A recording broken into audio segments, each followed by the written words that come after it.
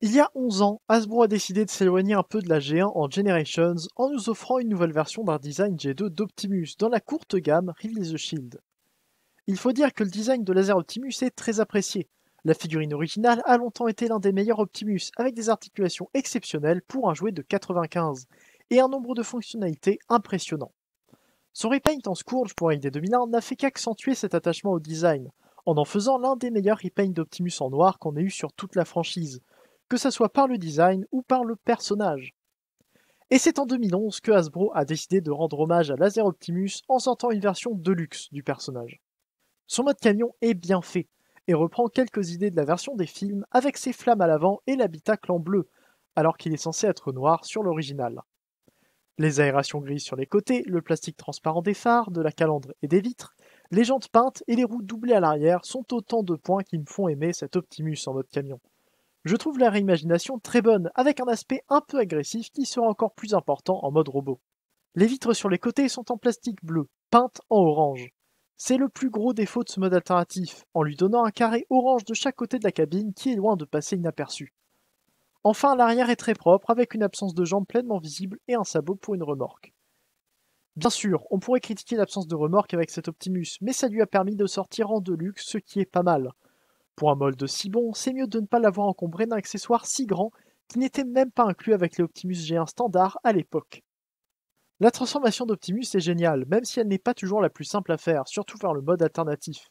Je suis obligé de mentionner l'excellente idée d'avoir les roues arrière qui disparaissent à moitié dans les jambes. Non seulement ça donne des choses à faire à ce niveau-là, mais ça rend le T-Ball moins gênant.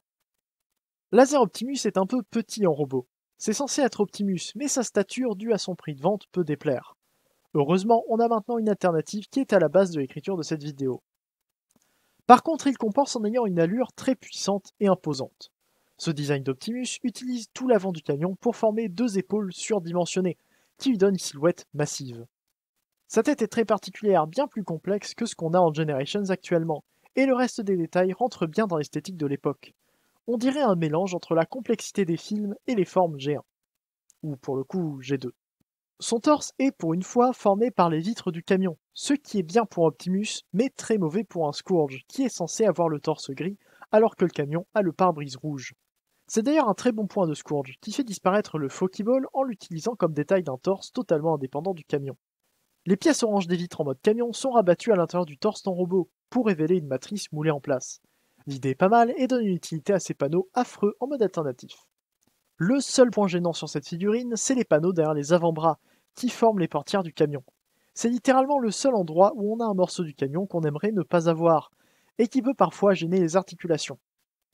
Et j'ai déjà parlé un peu des jambes, qui sont plus fines qu'en mode alternatif grâce aux roues compressées. Encore une fois, c'est du grand art. Optimus est venu avec un seul accessoire. Le sabot de la remorque était un morceau de son épée, qui tenait les jambes en camion. Je trouve l'idée là encore excellente, même si l'obligation d'avoir l'épée pour le transformer est un problème de mon point de vue. En tout cas, l'intégration est géniale. Contrairement à l'épée bleue transparente de l'original, on a ici la lame faite dans le même plastique que les vitres, ce qui n'est pas sans faire une autre référence au Optimus des films, avec ses lames orange. C'est d'ailleurs la seule raison que je vois pour avoir fait les vitres de cette couleur, puisque le camion original avait le pare-brise incolore et le torse avait de fausses vitres rouges. Il tient l'épée dans sa main, mais ça cause des marques de stress qui ne sont apparemment pas dangereuses pour les mains. Et il peut aussi la ranger dans son dos grâce aux pièces des réservoirs qui deviennent un emplacement dédié. Là encore, une très bonne idée. Et non seulement il peut prendre l'épée, mais il peut prendre beaucoup de poses avec. Avec des articulations dignes d'une bonne figurine actuelle, il n'a que très peu de limitations. Ses poignets, ses chevilles sont même sur ball joint doublés d'un pivot pour encore plus d'amplitude. Et, un détail important pour plus tard, ses épaules suivent bien les mouvements des bras. Donc au final, le seul défaut de ce Laser Optimus, c'est sa taille. Son absence de remorque aussi, mais ça n'empêche pas que ça soit une excellente figurine, même pour les standards actuels. Que ce soit pour les articulations, pour l'ingéniosité de la transformation, ou pour le mode camion réussi, le RTS Laser Optimus reste une énorme recommandation pour ma part, qui a dû être une surprise inattendue lors de sa révélation, et qui en a impressionné plus d'un. Même si une nouvelle version est sortie, il reste un incontournable. Et on verra bientôt en review si le Legacy fait le poids contre lui. Merci à vous d'avoir regardé ce retour. J'avais peur d'avoir déjà traité de cette figurine sur ma chaîne, puisque j'avais l'impression d'avoir déjà écrit sur lui. Mais ça devait être dans une autre discussion, probablement sur l'Arche. Et parlant de ça, je vous invite à rejoindre le serveur sur Discord pour discuter de tout ce qui touche à la franchise. Dites-moi en commentaire ce que vous avez pensé de la vidéo et de la figurine, et faites un tour sur mon Utip si vous en avez la possibilité. On se retrouve bientôt pour une prochaine vidéo, c'était Leader, fin de jour et salut.